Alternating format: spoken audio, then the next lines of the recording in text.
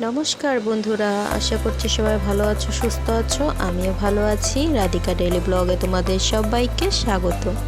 আমি রাধিকা চলে এসেছি আজকে তোমাদের সাথে শেয়ার করব সুন্দর একটি আইসক্রিম। এই আইসক্রিমটি হচ্ছে ম্যাঙ্গো আইসক্রিম। এই আইসক্রিমটি কিভাবে তৈরি করছি চলো দেখাচ্ছি। প্রথমত এখানে আমি আম নিয়ে নিয়েছি সুন্দর করে ধুয়ে। এখন আমি আমগুলোকে সুন্দর করে কেটে নেব।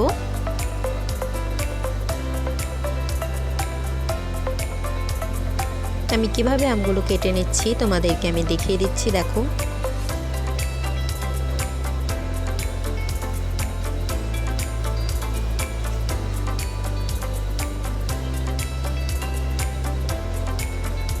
এখন চামচের সাহায্যে আমের টুকরোগুলোকে আমি ব্লেন্ডারে নিয়ে নেব।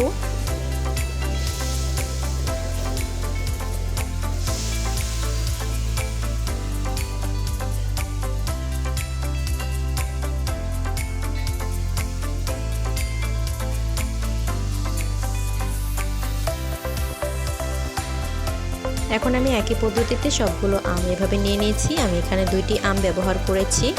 আমগুলোকে সুন্দর করে ব্লেন্ড করে নিয়ে নিয়েছি। এখন একটি বাটিতে তুলে রাখছি। অন্য একটি পাত্রে আমি 2 কাপ পরিমাণ লিকুইড দুধ দিয়ে দিচ্ছি।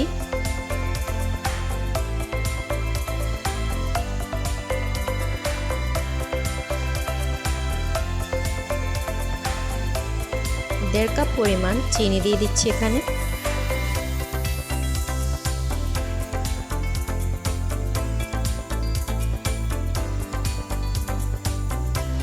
এখানে আমি 2 চামচ পরিমাণ পাউডার মিল্ক দিয়ে দিচ্ছি।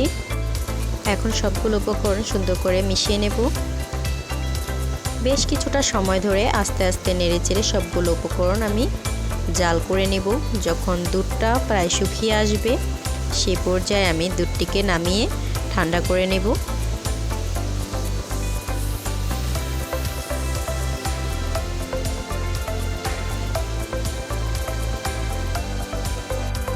ব্লেন্ডারের জারের মধ্যে আমি আগে থেকেই আম ব্লেন্ড করে রেখেছিলাম, সেই আমের মিশ্রণটি এখানে দিয়ে দিচ্ছি।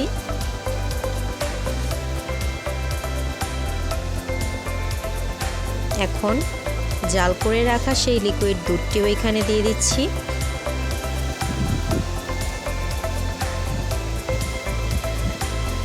এখন দুটি উপকরণ সুন্দর করে আমি ব্লেন্ড করে নেব।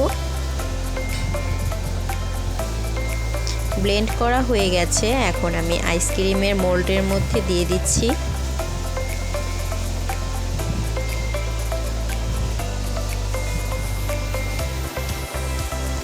খুব কম উপকরণ দিয়েই ঝটপট এই আইসক্রিমটি তোমরা তৈরি করে ফেলতে পারো।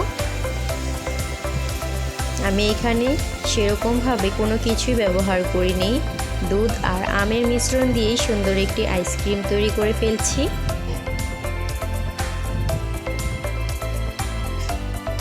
এখন আমি আইসক্রিম মোল্ডের উপরে যে কাঠি ছিল সে কাঠিগুলোকে দিয়ে দিচ্ছি।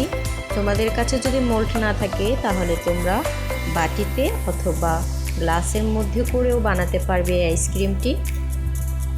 দেখো, আমি আইসক্রিমটিকে 6 ঘন্টার মতো ডিপ ফ্রিজে রেখেছিলাম। আইসক্রিমটি আমার পুরোপুরি তৈরি হয়ে গেছে।